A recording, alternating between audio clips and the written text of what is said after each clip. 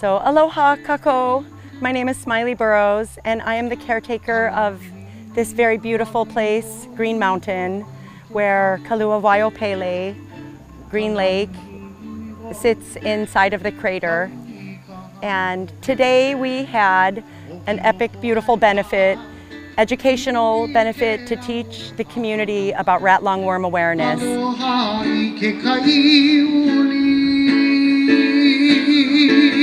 And decided to bring it as a concert and bring music and vending and fun so that, and thanks to Eileen O'Hara, our councilwoman, we were funded by them so that we could make it a free event.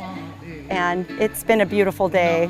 The event is intended to raise awareness about rat lungworm disease. Even though we're here kind of in the middle of Puna, which is the hardest hit district in the state relative to having the most cases of rat lungworm disease, there's still a lot of people who are unaware of how it gets transmitted and how to prevent getting it.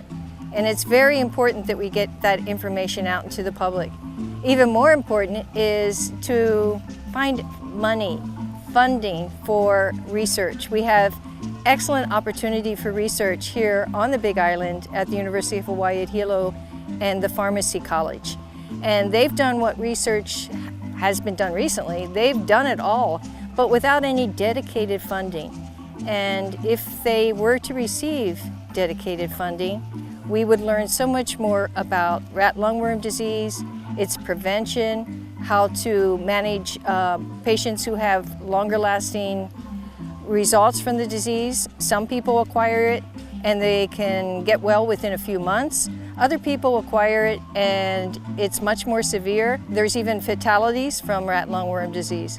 So for those who have the more severe cases, there's often lingering neurological problems that may never go away, and they need to learn new life skills in order to function and be contributing citizens. So we have so much research to do on this disease.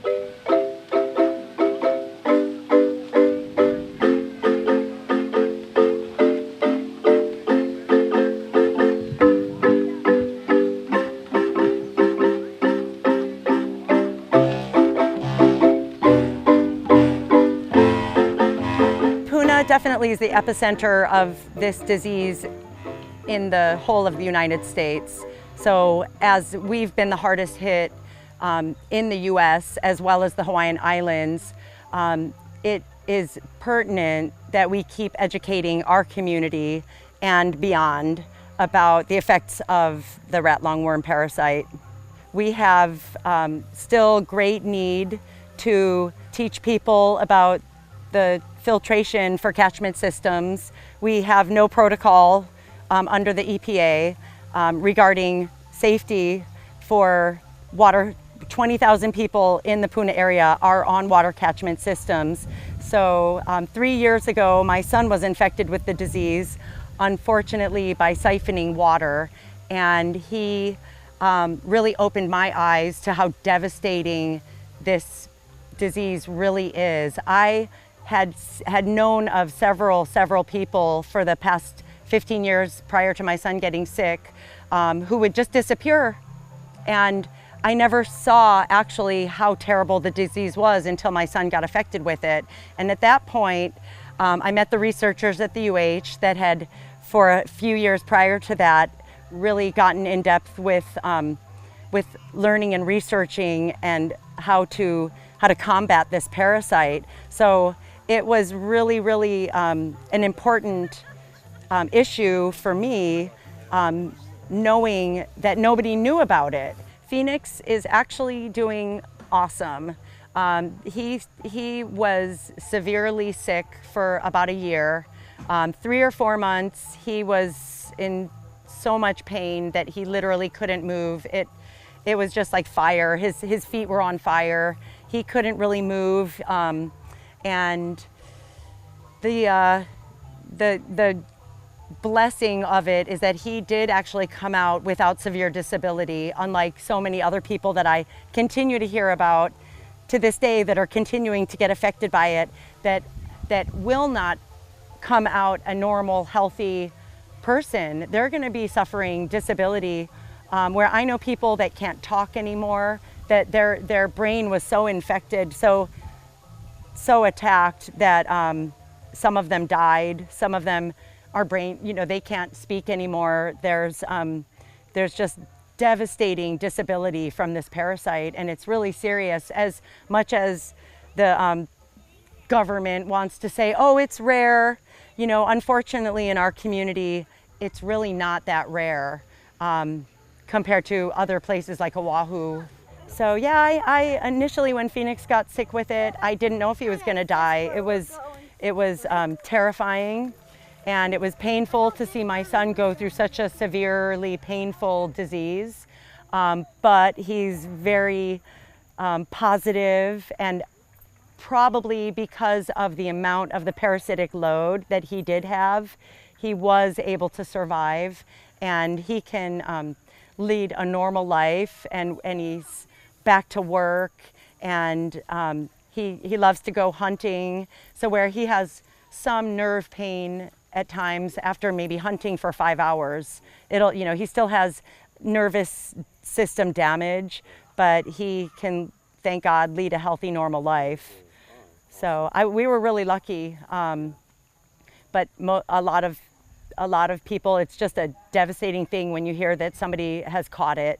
So I am going to continue to work on it, and I have, every week that I do my fruit stand on Fridays, the tourists know nothing about it. So it kind of outrages me and frustrates me. And so I spend a lot of time educating people that are completely unaware of it, people that have moved here 6 months ago that still haven't quite heard about it or know the actual effects. So we take like a house that's been built by a regular contractor. The general contractors will put a one filter system into a brand new house. So if we're living on a catchment, for our house, we bought a new house. It was a one filter system. So all of the big box stores are continuing to only sell 20 micron sedimentary filters. So if you have a one filter system, the only place that I know that make it available at this point is Hawaii Catchment Company. They introduced a filter that's a 20 micron with a 0.5 micron. So a lot of people don't have the means to set up a multi-filter system with a UV. And then there's people in the community that are living under a tarp. They catch their water in a garbage can. So I've met with these people called the water bearers that distribute a 0.1 hand pump micron filter, and that's what I'm trying to get out there for the people that don't have any filters, to be able to get these 0.1 micron filters so that they have safe drinking water, safe food washing water, safe water, period. Whereas the people with the one filter system can pick up these $10 filters at Hawaii Catchment Company that have a 0.5 micron inserted into the 20 micron. So I continue to try to keep going to these big box stores and let them know they aren't selling safe choices. There needs to be a system in these stores that separate the catchment safety and water filtration from the county water systems, and they need to integrate these filters that are going to make people safe on water catchment. So like initially when my son got sick with it, luckily I was able to meet the UH researchers, and they gave me all kinds of medical research from around the world. So I learned a lot about different studies and the protocols around the world. There were no protocols here when my son was being treated. So the protocol from the Department of Health, they were trying to push against antiparasitics, which was not worldwide standard protocol. The protocol was to use an antiparasitic in conjunction with a steroid for the inflammation for the sake of eosinophil meningitis, which is your brain getting inflamed.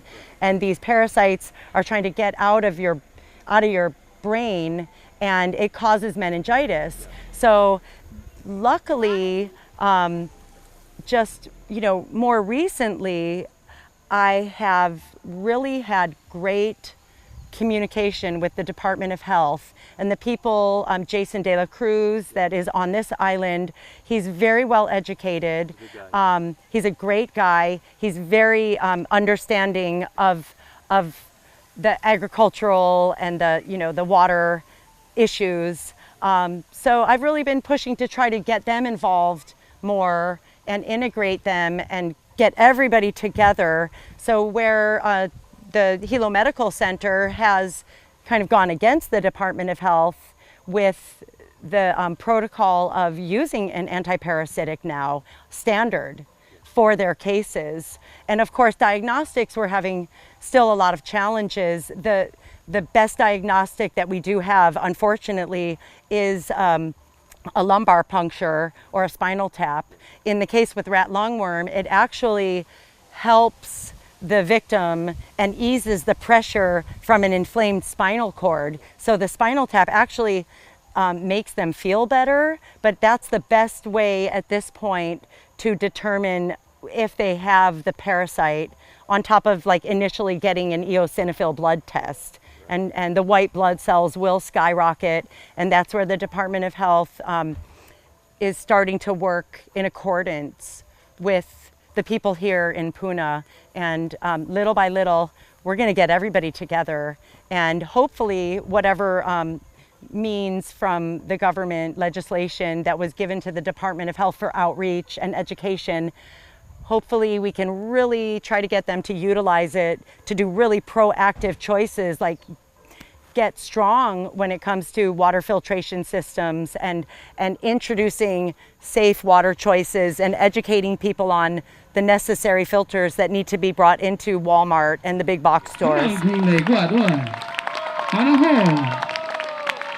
Come on, people back there, what? You see, they're not saying Hanamo. No, that's Hanaho. Oh, there's no Hanamo. One more time, this brother, all the way from Hilo, via Puna. Give it up one time for Lito Ranger. Thank you, Keakua,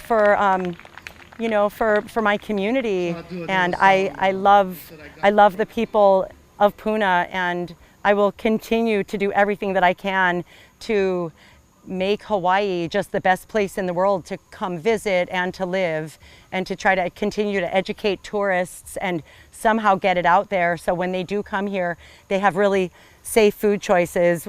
Stephen Jacour, one of the researchers, had a great motto. He said, peel it, cook it, or forget it. It's really true. So we're working on it.